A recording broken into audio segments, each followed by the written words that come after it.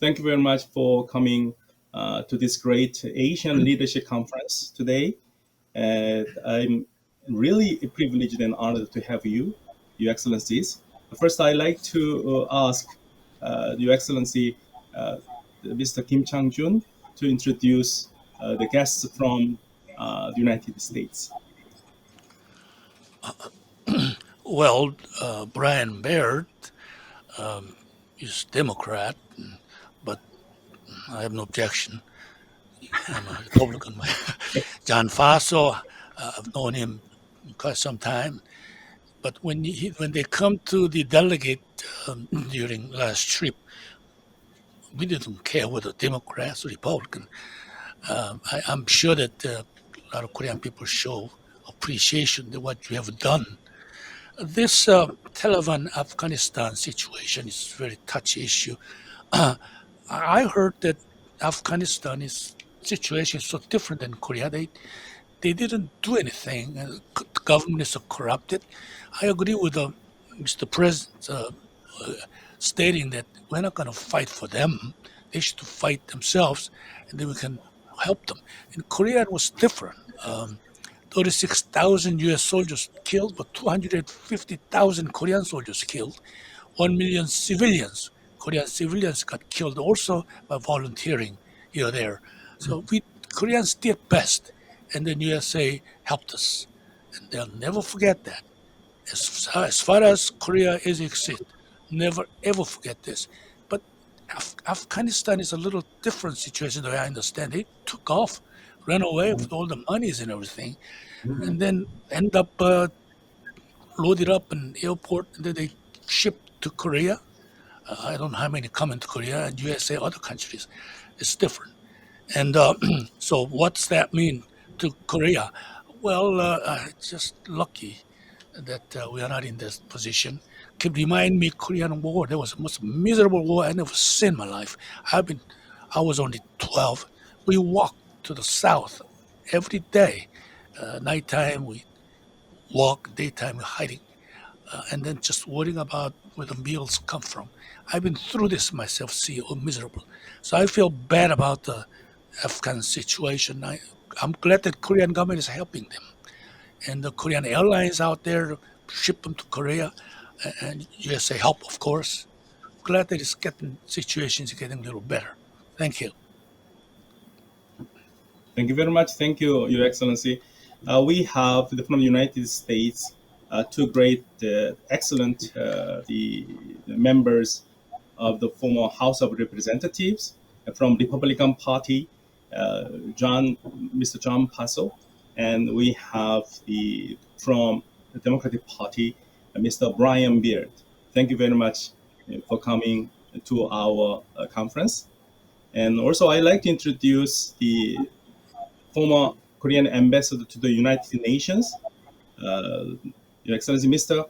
Joon. Would you please introduce yourself? Yes, thank you very much, and it's very nice to be in this group. My name is Joon. I'm former Korean ambassador to the United Nations. Right now, I'm chairing Save the Children Korea and working with and teaching also at some universities, including Kyunghee University. Thank you very much. Thank you. Well, I, I did not give any chance for Mr. Baird to introduce yourself, please. Well, it's my pleasure to be with you. Was just in Korea a few months ago and was treated with great hospitality and friendship, and I'm very grateful for that. I had the privilege of representing the state of Washington for 12 years in the United States House of Representatives. During that time, I traveled to Afghanistan on a number of occasions and also to Iraq and the other theater regions in that theater. And I'm extremely grateful to the assistance and efforts of the Korean military and humanitarian organizations in Korea or in Afghanistan, and the fact that the Korean people have taken in a number of refugees from Afghanistan in the most recent weeks. So it's a pleasure to be here. Thank you very much. Thank you. And also, I'd like to ask. I'd like to ask Mr. John Passo from Republican Party. Would you please? Well, thank you very much. Good evening, everyone, and or good morning, depending on where you are. It's evening here in upstate New York. But along with my colleague Brian Baird, I and a delegation of 6 former members of the House of Representatives and the United States Senate visited Korea not too long ago, just about 2 months ago. We were hosted by Jake Kim and his wonderful wife, and we were participants in the Asian Leadership Conference sponsored by the Chosun Media. It was my second trip to Korea. I'm enormously impressed with the vitality and the enthusiasm of Korean democracy, the vibrancy of the Korean economy and the Korean people. The Korean story is one that is something that is a wonder to behold. How you have transformed a nation that was utterly devastated by the Korean War, as Jake Kim mentioned, 70 years ago, and is now the 10th largest economy in the world with a thriving public sector, private sector economy, and a extraordinarily entrepreneurial and wonderful people. So the U.S.-Korea alliance, I believe, is very strong. The events in Afghanistan, which we will discuss, do trouble me a great deal. And it's a wonderful opportunity for us to share our viewpoints here this evening. Thank you so much. Thank you very much. Thank you. Well, the great success of South Korea was made possible thanks to the great help and encouragement from the United States. I like to take this occasion to thank you, you two great excellencies from the United States. My name is Hyondo Park, and I am a research professor at the Sogang University, and my specialty is Middle Eastern Studies, is specifically on the Islamic history. And since I'm not an expert on the diplomacy or political science whatsoever, my knowledge is quite limited, especially on the relationship between Korea and United States, especially on political the level. Today, I like to lead this conference on the subject, the unraveling of Afghanistan and its impact on Korea-U.S. relations. And although President Biden argued there was never a good time to withdraw U.S. forces, the drawdown of the U.S. forces in Afghanistan has been hotly debated since the Taliban entered Kabul, the capital city of Afghanistan, on August 15th. People living in a democratic society are stunned by the staggering collapse of the Afghan government, shedding tears while watching the Afghans desperately leave the country for freedom. And today, we'll talk about the unraveling of Afghanistan and its impacts on Korean-U.S. relations. I'd like to give you small questions, and then you can take time to think about it, and then please share your great ideas and insights with us. First of all, I'd like to ask Your Excellencies, what do you think of Mr. President Biden's decision to pull the U.S. troops out of Afghanistan? Do you think the decision is inevitable and in the best interest of the United States, or was it hasty or premature? Would you please answer the Mr. Baird first? Well, I think there have been a lot of mistakes made by many administrations. I think the initial activities in Afghanistan were weakened by the invasion of Iraq, and that turned what could have been a very prompt turnaround in that country into a very much more prolonged war. And I think President Obama made some mistakes by declaring the end of combat activities before the job was finished. I think President Trump's negotiation with the Taliban without including really the Afghan government was a terrible mistake. And then, frankly, I think President Biden has made a mistake as well. It may be that we were going to have to withdraw at some point. That's likely. But to do so in a precipitous way without preparing adequately to withdraw our Afghan allies and the people who had risked their lives and believed in us, I think was a terrible and tragic mistake. And it is heartbreaking to see the scenes of desperation.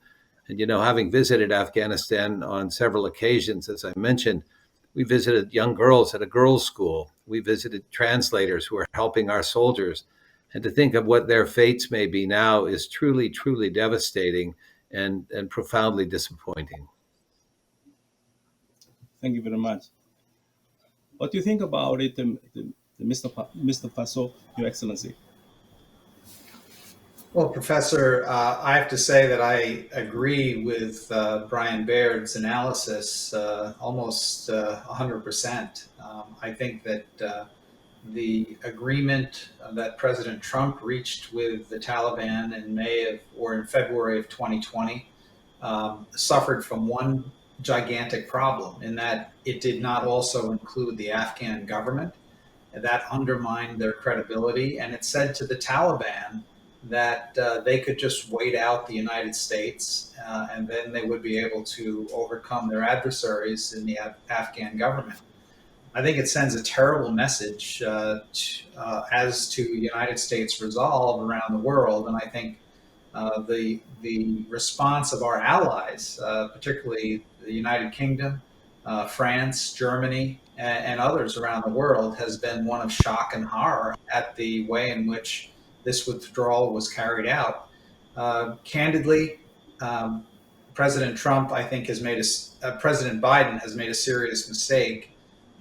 He said that he had to follow through on the agreement that President Trump had negotiated.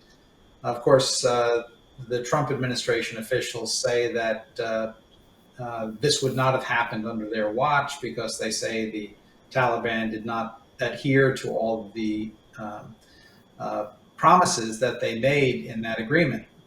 Regardless, if one was going to leave Afghanistan at this juncture, one would have thought we would have gotten out our citizens, the Afghans who had helped us, and the hundreds of millions, if not billions of dollars worth of military equipment that has been left behind. Now to have the Taliban take possession of this is the single greatest unforced humiliation of our nation in my memory. And I'm very distressed about it. I'm very distressed for the signal that this sends to autocrats, be they in Beijing or Tehran or Moscow or elsewhere in the world. The signal it sends is that the United States can be waited out. And it causes, as you saw, the foreign ministry in China shake their finger at Taiwan saying, see, you cannot count on the United States to stand by their commitments, to stand by their allies. So I think this has been an unmitigated disaster in terms of the United States' credibility in the world, and not the least of which, as Brian said, the fates of those Afghans and the American citizens and others who had helped us in Afghanistan. What their fate will be to the Taliban, candidly, I'm very distressed and concerned about that. So I think this has been a major foreign policy mistake and a critical undermining of the United States' role in the world. The Biden administration had made a commitment that, well, they were back, they would have cooperation with allies, they would have consultations, and yet in this first great test of whether they were going to live up to those statements, they failed, and they failed utterly.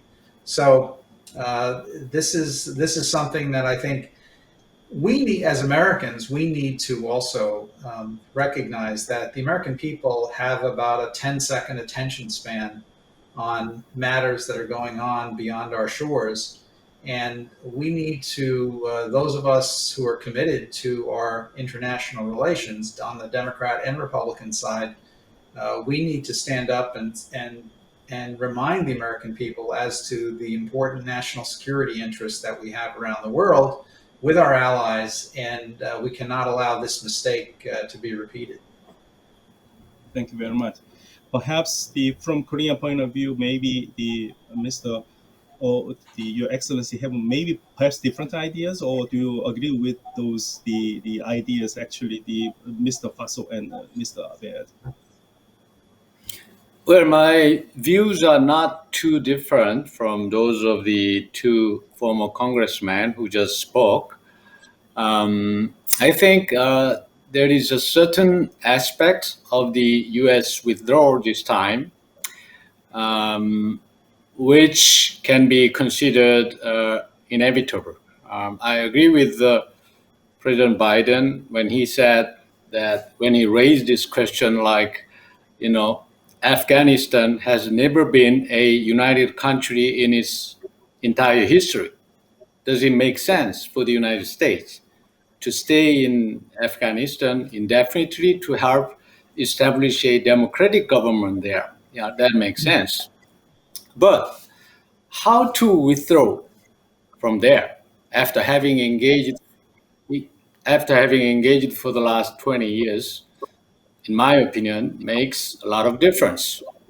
The February 2020 deal made by President Trump with the Taliban is known to have undisclosed agreements or articles on Taliban's severance of ties with terrorist groups, and also the Taliban's promise not to go back to extreme policies in the past. That has not been disclosed, but from time to time, President Trump, former President Trump, talked about it, and there was some testimonies by the U.S. military leaders at the U.S. Congress. So we assume that there were these, agreements about terrorism and also, human rights crackdown policies. So for the Biden administration, even though the administration reaffirmed the deal, the promise made in February last year, even though the reaffirmation might have been inevitable, but still, I think there should have been more effort to make sure that the Taliban abide by those promises before getting down to the actual withdrawal process. To make sure that Taliban will not go back to the former extremist policies. Taliban really, keep their words to sever their relations with terrorist groups like ISIS and the Al Qaeda. So I heard some news reports that the Taliban leaders actually tried to cut it off. They executed some former IS members. I heard those reports, but I think the Biden administration should have made more efforts to make sure that those promises are really kept. Thank you. It seems to me that there is something wrong with the intelligence reports given to the President Biden. When he said on July 8th, he said that Afghan troops have 300,000 well-equipped, as well-equipped as any army in the world, and an air force against something like 75,000 Taliban. And he had, a deep trust in the Afghan forces. But nevertheless, the Afghan forces actually crumbled down simply in a week. What do you think? What do you think? What was wrong? What was wrong with the President Biden's evaluation of the situation? Who should be blamed? But he said that he is blamed. He will solely take all the responsibility for all the decisions he made. But there is something wrong with intelligence reports. Why this kind of thing is happening in the United States? What do you think about it, Mr. Baird and Mr. Passo? What do you think about? What do you think about the intelligence the failure in reporting what John, is happening to the president? John, you want to go first, and I'll follow. Sure. I think, Professor, you raise a very good question. It's one that I don't think we can give a fully complete answer right now, because what we have are speculations and some leaks out of the Pentagon, out of the White House, out of the Congress, perhaps discussing this question. It's very clear to me that the sequencing of our leaving was backwards. You don't withdraw the military first and then try to execute the withdrawal of the civilians and the Afghan supporters and our equipment. It completely was backwards. I cannot believe that the military recommended this course. General Milley said, he's the chairman of the Joint Chiefs of Staff, he said that he was told that he had to have the embassy secured, and there had to be no more than 600 to 700 personnel in Afghanistan. And he said with a force that small, he would not be able to maintain the embassy security, the security at the Kabul airport, as well as maintain Bagram Air Base. Brian has been to Afghanistan. I'm certain that he flew into Bagram. That was a much more secure facility located outside of Kabul.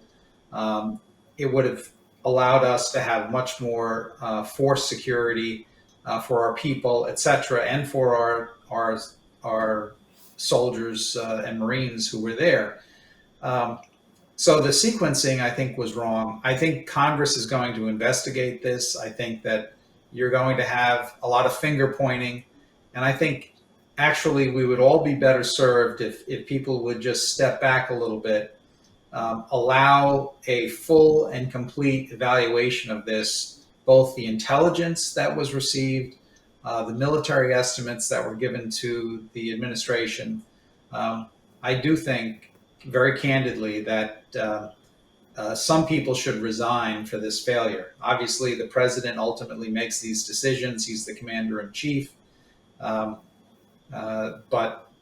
there should be accountability for the failure. And again, this, as I said before, the complete unforced humiliation of the United States of America by the way in which this withdrawal was conducted.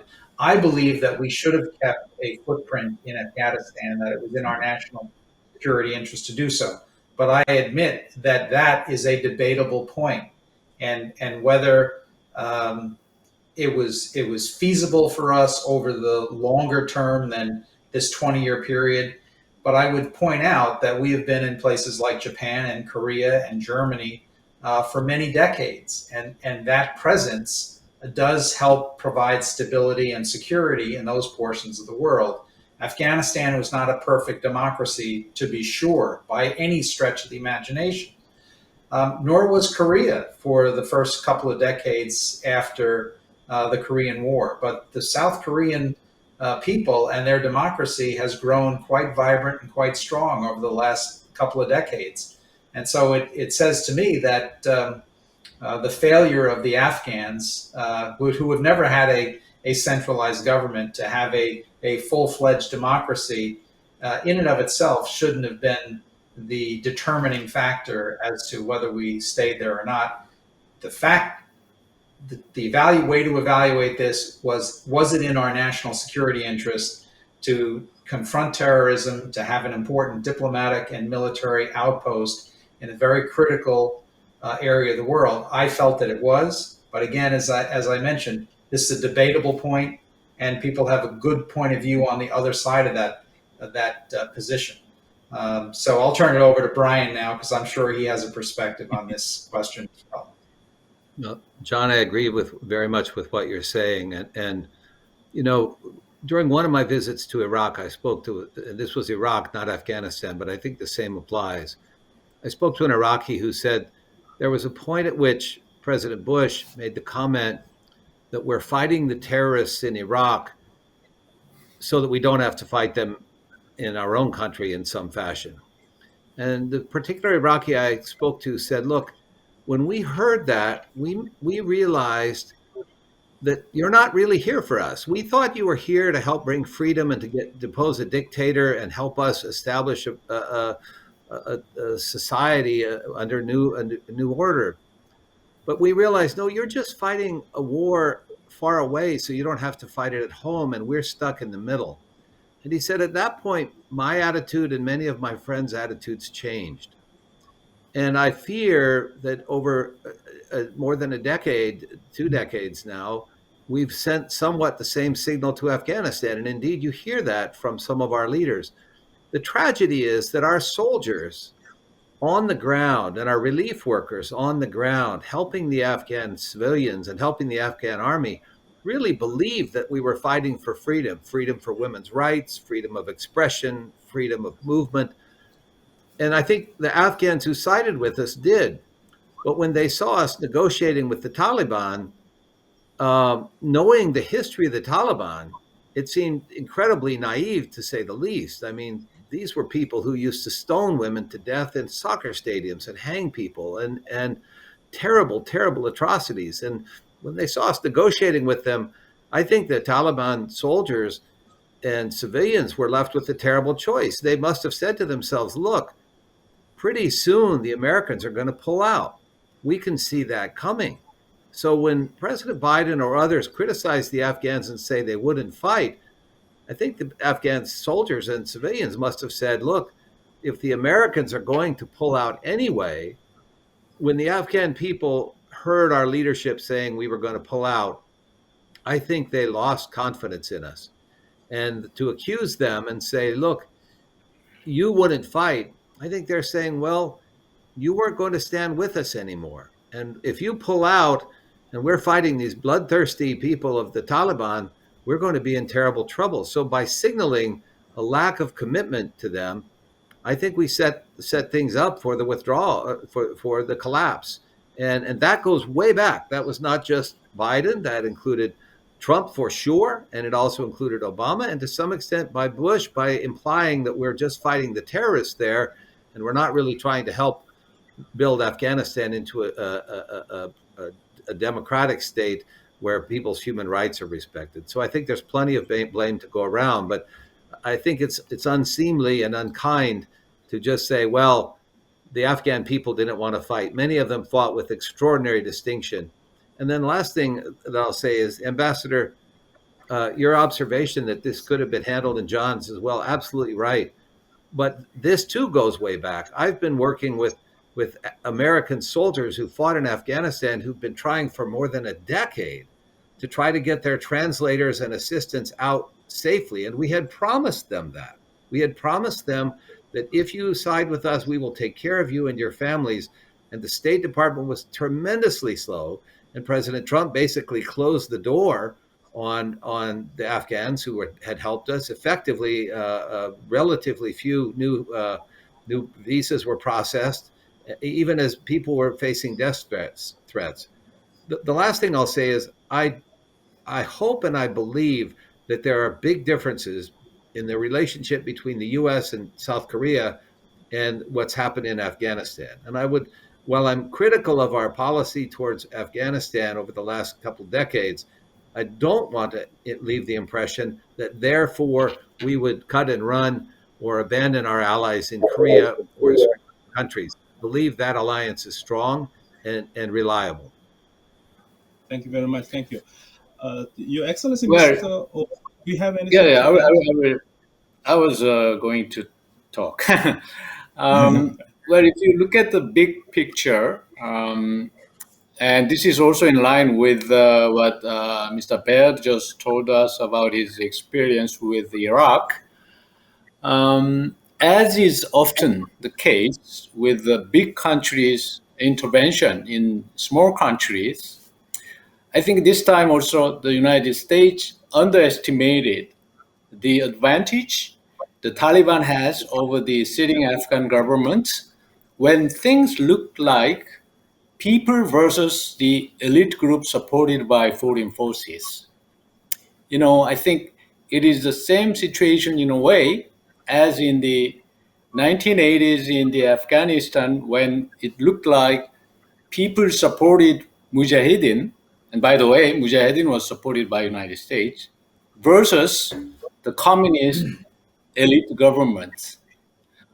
Or if you look further back, it could be compared to the situation in Vietnam in the 1960s and 1970s as well. So, after all, it's not just the number of troops and the quality of weapons that matter. Even if you have, even a certain group or the sitting government has good quality of weapons, if they are not, if they don't have soldiers willing to fight, then the weapons will be handed over to the, militant or resistant groups. So it is very often in such a case, what matters is whether or not they are willing to fight, whether they are supported by a large part of population, supported by people. So this time around, even though the United States and its allies, including South Korea, we were helping the Afghan government for the last 20 years, helping them establish democracy, helping them, uh, you know, um, rebuild their country.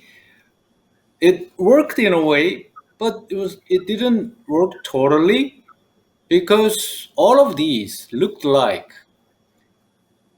efforts to implant something foreign in Afghanistan, which is, as President Biden described, which has never had a united country, unfortunately, in its entire history.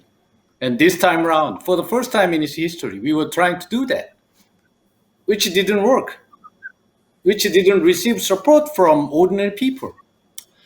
But having said that, I think once the United States is out of Afghanistan, I'm not sure, because the same logic applies. I'm not sure if the Taliban will be able to rule the country effectively in good time, unless they are supported by various groups in Afghan society, which has been proved to be very difficult, as shown in modern history of Afghanistan. It's really actually the heartbreaking to see all those mayhem in Afghanistan. Actually, the one of the very well experienced reporter who covered the Middle East and also U.S. role in the Middle East made a very interesting remark. He said that United States is very good at conquering the country, but always fails to win the hearts of people living in the country. That is actually very heartbreaking. The testimony from the journalist. Let's go back. Let's proceed with the third question that I prepared. Actually, it has, well, especially Chinese state media uh, boost a propaganda that Taiwan will be the next Afghanistan, as they believe the U.S. will eventually desert Taiwan. Taiwanese debate also debate about whether they could suffer the same fate. Koreans have also expressed concerns of the possibility of U.S. troops withdrawing from Korea, especially the older generations who still remember the nightmares from the Korean War. Do you think the Afghan mayhem could repeat, particularly in Taiwan? What do you think about it, Mr. Baird? Well, I think it's highly probable that China is going to try to take advantage of this situation. And I think the first thing they'll probably do, in my judgment, is reach out to the Taliban. And this is somewhat ironic given the Chinese situation with the Uyghur minority. But I think they will probably try to reach out to the Taliban and try to provide financial support. The banking system and monetary system in Afghanistan is in a shambles right now. It's terribly disorganized, and they're going to need a lot of help. And my hunch is the Chinese will reach out to them offer to stabilize them in exchange for access to the rare earth minerals, which may be worth trillions of dollars and are essential to the modern economy. So I'm very worried about that, but I think that's a fairly likely scenario. With regard to Taiwan and South Korea, I think one of the challenges the whole world needs to face, and I'm sure it's of concern to all of us, when we look at what China is doing to and has done to Hong Kong. Now, granted, that's a much different situation given that the treaty arrangements, etc. But there is certainly no respect on the part of the Chinese for basic rights that we take for granted in countries like South Korea and the United States. Rights of freedom of speech, freedom of association, freedom of travel, etc. And so I think we as a world need to insist that the Chinese not threaten Taiwan, not threaten South Korea, and the United States needs to be very firm in that, along with not only the U.S., but all of our allies in the broader region. And that includes, obviously, the European Union, and it includes India, it includes Australia and Japan, etc. We all need to stand firm against that kind of expansionism of the Chinese government. Thank you very much. Thank you. And how about you, Mr. Passo? Yes, let me see. Well, I certainly agree with what Congressman Baird just said. I think that the administration is going to have to do a big repair job with our allies all around the world because of the negative blowback that we've received because of the Afghanistan pullback and the disaster that we've just witnessed over the last month in Afghanistan. And this does call into question the national security guarantees and our treaty obligations with a number of nations. Brian is absolutely correct. The Chinese are going to cajole and threaten. They're going to continue to do so in the South China Sea, in Asia generally. And I think a couple of things. The United States has to repair these relationships. It also has to recognize that the budgetary restrictions on the Department of Defense are going to be a tangible sign of whether or not the U.S. is serious about this. And the Biden administration defense proposals, I think, are very inadequate to meet the modernization needs of our Navy. And I think in particular, we've got to increase our spending on modernizing our defense capabilities in a number of areas. And I think that would be a tangible sign that the United States is serious about this. So besides dealing with our allies, besides modernizing our defense and looking at that defense budget, because it's getting very constrained right now, the third thing we have to do is speak frankly to the American people so that they understand the national security implications of our role in the world and a diminished American role versus an enhanced Chinese role in the world. And do we want to live in a world that's dominated by a Chinese system, which is authoritarian, which is non-democratic, which relies upon a aggressive and bullying behavior towards its neighbors in Asia, and the way in which it's seeking to extend its economic tentacles around the world with its Belt and Road Initiative. So I think there are three things we have to do. We have to be serious about our relationships with our allies. We have to re-examine the defense budget and whether or not it's meeting the needs that we're going to have to express throughout in the defense area around the world. And three, we have to really work hard at making sure the American people understand what should be and what needs to be the American role in the world and what that means to the survival of democracies around the world. And I think right now we're failing on all three fronts. So I think hopefully this fiasco in Afghanistan will cause some serious and sober reflection and re-examination as to what we are doing.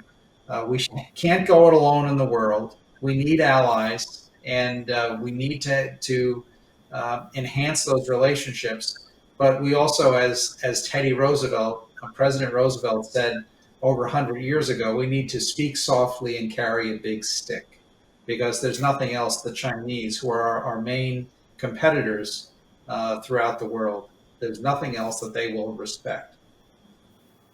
Thank you. From your own long experience, from your long experience as a diplomat, Mr. Your Excellency, what do you think about the case, especially whether this Afghan mayhem may repeat itself in Taiwan?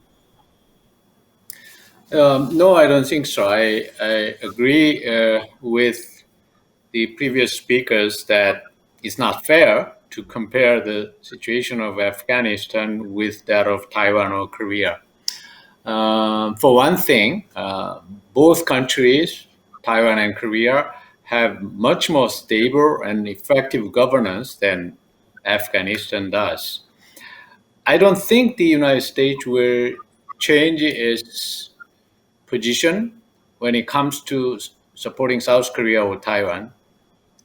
But if, for example, one day the United States decides to withdraw troops from South Korea, that kind of decision will be predicated by serious consideration of the situation and consultation with the South Korean government.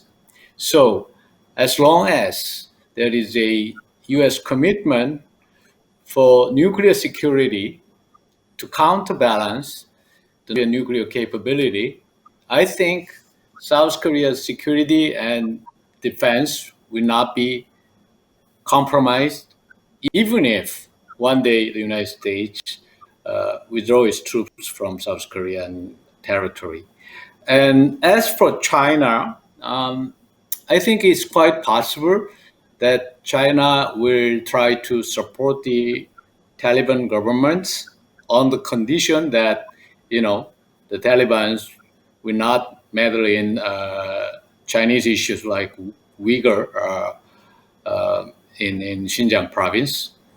But I think the rest of us, the United States, the West, and even South Korea, we should pressure the Taliban government to make a choice between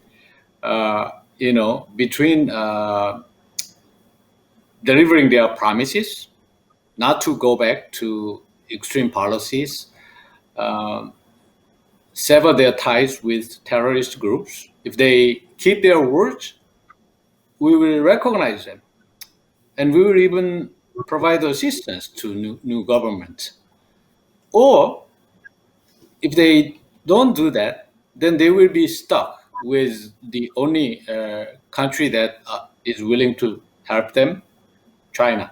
So they will have to make choice. Thank you. Thank you very much. Actually, it is an undeniable fact that the Taliban... I'm sorry. The ambassador, I think, makes a very good point. And there was something that he said in response to the prior question about the Taliban and their ability to govern effectively in Afghanistan. I think none of us know for sure how this is going to unfold. But the difference between today and 25 years ago, when they took control of Afghanistan in 1995 or 1996, whenever that was, the difference is that half of the Afghan population is under the age of 20. And the Afghan people have had a rather unprecedented degree of exposure to new ideas, to modernization, to technology. The role of women and the education of girls in society has been unprecedented. And the question that I wonder about is whether after 20 years of a different system, a more liberalized system, a more, if you will, Western system, with an Afghan twist, to be sure, whether that will pose unique challenges to the Taliban in their governance of the country. And I think it's an open question. John, Thank you. if I can expand on that, I absolutely agree. And Ambassador, excellent points. And Professor, you would probably have some insights into this as well. I think this is going to be a very interesting moment for other Islamic countries with large Islamic populations to ask, if the Taliban provide an example, yes, you could say, well, they chased the Americans out of Afghanistan. But if you're a country like Egypt, like Turkey, even Iran in some ways, and Saudi Arabia and others, do you want to have a Taliban-like success threaten instability in your own country? Because that's certainly there, and it's definitely the ISIS wish. Taliban may decide to stick with Afghanistan and focus on their home country, but I think there's a broad question for the broader Islamic world as well in terms of what this portends for them, because they've kind of watched the U.S. and Russia battle unsuccessfully there, but now there's a very, very problematic example for many, many other countries, and how they deal with that needs to be integrated, I think, with how progressive Western societies deal with it as well. Thank you. Actually, the 20 years ago, while the Taliban was in power, actually, specifically from 1996 to 2001, the Taliban systematically violated against women and girls and minorities in the name of their own interpretation of Islam. And right now, the free democratic world, like United States and Korea, we have a headache in front of us. If Taliban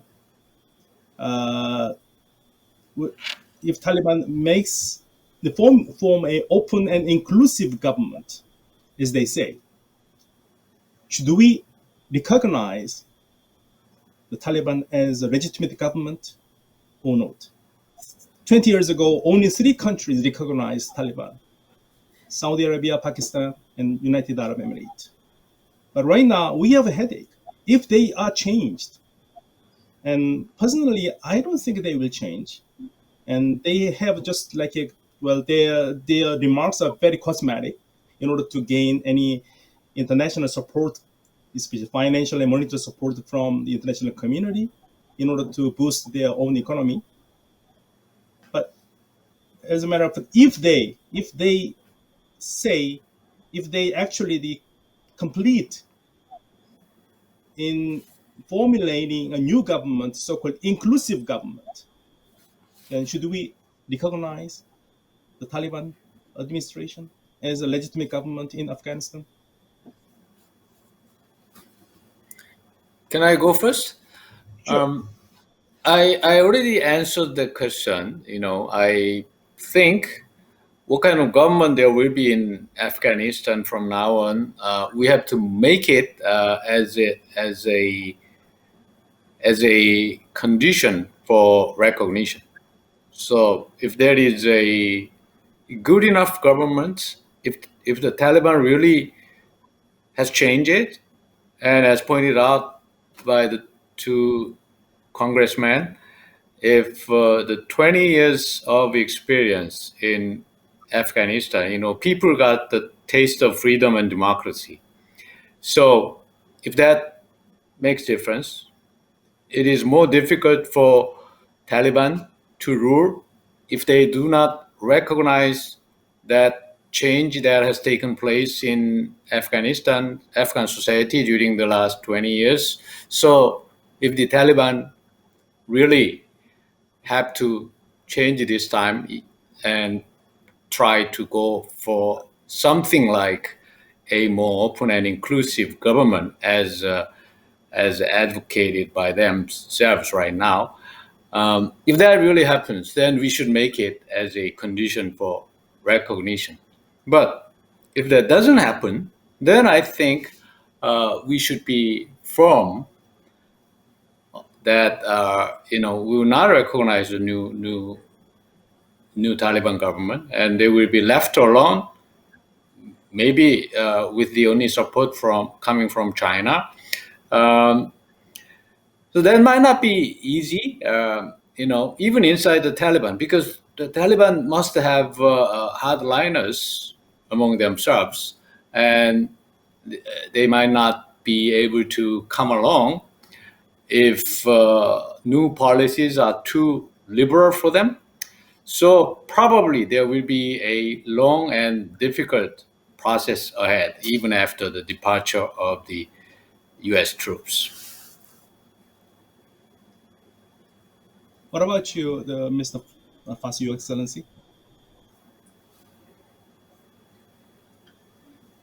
Well, I think the question of recognition, I think I would not recommend that the United States move quickly in that regard. We have an expression: the proof is in the pudding, and let's see how the Taliban respond before we would take any measure. There are still going to be Americans that are there in Afghanistan. They need to be able to come home, as do Afghans who were assisting the United States. Let's see how they respond to those questions. And I think the other major issue that is going to be interesting to watch is what effect this has in Pakistan, and whether the radical forces, the Taliban-related groups in Pakistan, see a model for taking over that country, which of course creates a host of issues because Pakistan is a nuclear nation. But the Pakistan has been playing a double game, as we all know, with the United States for a number of years. And I think that they may be next in terms of the ambitions of radical Islamic Taliban type groups within their nation as well. So I think this has potential where the Taliban may have changed. I greatly doubt it, however. I totally agree with what the ambassador and my good friend John had to say. The one other thing I'll add to that is when the United States Secretary of State, Secretary Pompeo, appeared with the leader of the Taliban, it was not formal recognition, but it was certainly acknowledgement, if not endorsement. I don't think it was endorsement, but it certainly raised their stature to a level that was profoundly unfortunate and that tremendously weakened the elected sitting Afghan government. And so I don't think we should now recognize them by any means unless we set some strong standards. But I must also say, we frankly need to urge and insist that some of our other countries that we do a great deal of business and diplomacy with, including the Saudis, who have not very good records on women's rights and human rights as well. And we have, I think, for too long, just pretended that that was acceptable.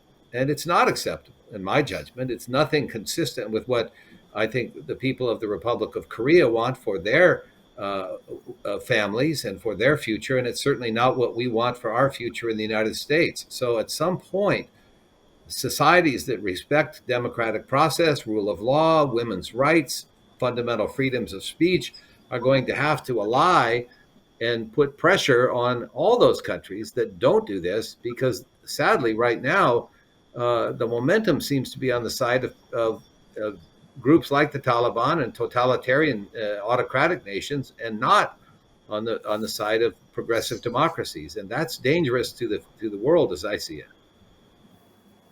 It always boggles my mind, actually, what should we do, especially what should we do in the international community if the Taliban fail to adhere to international standards for human rights, still violating against women and choking the freedom of press? Well, it seems like they will do. What kind of options do we have as an responsible international community to pressure the Taliban to follow and adhere to international standards for human rights? Well, first of all, the military option is gone, and we don't have any military option right now. And what other than the military option, what can we do? actually to force them to adhere to international standards for human rights? Well, one of the paradoxes is that the nations that might be able to exert some authority and influence over them are nations that are on the wrong side of progressive values and on the wrong side of liberal democracy. And that would be some of the Arab countries that had recognized the Taliban to begin with, and obviously China and to some extent the Soviet Union. The problem is they will be able to find support from other autocratic, totalitarian type regimes. And it's going to be very difficult for us to exert a non-military or military pressure. So I share the consternation.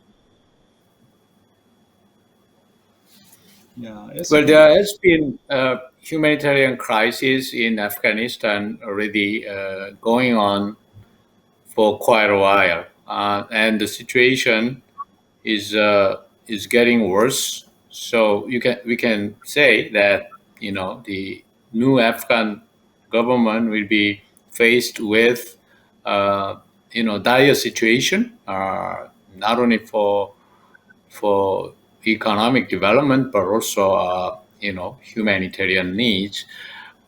So that's why I think we should be firm in the position that if the new government is willing to engage with the rest of international community, that they should be forthcoming in terms of human rights and also the anti-terrorist activities.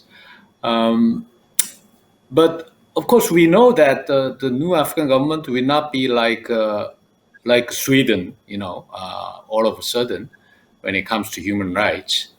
But the bottom line should be that they should allow, for example, women's rights in Afghanistan, at least at the level of other conservative Arab Muslim countries in the region. Do you have anything to add, Mr. Passo, Your Excellency? I really don't. I think the ambassador and Congressman Baird said it well. I just am highly skeptical that the Taliban will, at the end of the day, they certainly won't become Sweden. I don't know what we really can expect from them. And I think the troublesome thing is that the countries like China and Russia, which are certainly autocratic, totalitarian type of states, they're going to try to do business with the Taliban. The Chinese will try to exploit the rare earth metals that Brian Baird had referenced earlier. Where they go, I read today that the Taliban were saying, well, they're going to outlaw the cultivation of poppies to produce opium in the nation. That's something I just find to be not very believable. And after all, they are Islamic fundamentalists. I remember when they took over in the mid-90s, they were using artillery to destroy the historic heritage site of Bamiyan, the stone sculptures and statues that were very old from antiquity. Have they really changed? I tend to doubt it. They have the Haqqani network providing security in Kabul. And I think that the real attraction or lure for the Taliban is going to be China and Pakistan. And I doubt they're going to change their Sharia law principles in terms of how women are treated. I'm hopeful, but I doubt it. Thank you. We have only 10 minutes, but I need to give a very serious question, but a lack of time is really devastating. By withdrawing troops from Afghanistan, the U.S. could be more concentrated on its competition with China. And some Koreans believe that it is a threat to Korea's national interest. and Koreans seems to be divided on the issue between a balanced approach and the need to strengthen the alliance with the United States. What do you assess the impact of U.S. withdrawal on Korea-U.S. relations, particularly more specifically in terms of the U.S.-China policy? Well, I'm sorry I'm sorry I cannot give you a lot of time, but maybe 2 or 3 minutes for Your Excellencies. We'll start with Your Excellency, Mr. O, Ambassador. Okay, I will go first. Well, I assume your question when you said that when the United States is more focused on its rivalry with China, that will make us more difficult. That will make South Korea more difficult. You mean that's because we have to choose between the United States and China? But I think we should challenge that assumption. In a way, what is best for South Korea is not to make choice, and we should take clearer positions vis-a-vis United States and China instead of muddling through. I think South Korean government can say clearly to China that we depend on our alliance with the United States when it comes to national security. Therefore, we cannot compromise our alliance with the United States. And at the same time, we should be able to say to the United States that our economic ties with China are extremely important. And sometimes we might not be able to totally join the United States in economic blockade against China because our economic interests are there. So we need to get understanding from the United States on that part. I think to make such clear positions vis-a-vis China and US is better than muddling through, better than confusing them. Okay. Would you first? Go first? Mr. Baird, Your Excellency? We cannot hear you, Mr. I think a charitable interpretation for the Biden action might be that the greater threat in the long term to the United States is not the Taliban, it's China. And by reducing the amount of resources and attention that we've focused on that theater for the last 2 decades, we can spend more attention addressing the economic and the political and the social competition with China, and hopefully not military, an actual military engagement. But I think you could look at it that way and say this will give us more opportunity to focus on the China problem, and that will possibly be to the good, I hope, for the Republic of Korea, because ultimately you folks are adjacent to China and large trading partners, so you have a tremendous stake in the outcome here. Okay. Well, I think the United States needs to continue to cultivate and strengthen our relations with the Republic of Korea. We need to take every effort to expand our trade with Korea. I think we should, for instance, on issues like Buy America, that is the rage sometimes in Washington. We need to take steps to make sure that nations like Korea are exempted from these Buy America provisions so that we can increase our economic and trade ties. I think we also have to make sure that our military commitments are sound and stable, and that the United States, again, as Teddy Roosevelt said over 100 years ago, speak softly and carry a big stick. The Chinese do not respect weakness. They do not respect vacillation. They respect clear-eyed strength. And that's what the United States needs to project in Asia. And we need to go back to work to make sure that we're working closely with allies, especially critical allies like the Republic of Korea. Thank you very much. Thank you. We have only 3 minutes. Actually, I like to have more time actually spending with you, but unfortunately, we have 3 minutes. Do you have anything to say at the last moment, or say hello to anybody? Would you start with Mr. Passo, Your Excellency? Well, I look forward to coming back to Korea again. I hope that as we're all fighting against this pandemic, that we will continue to strengthen our ties. Our economic and social ties between our two peoples are critically important, and I look forward to returning to Korea again hopefully in the near future. Great.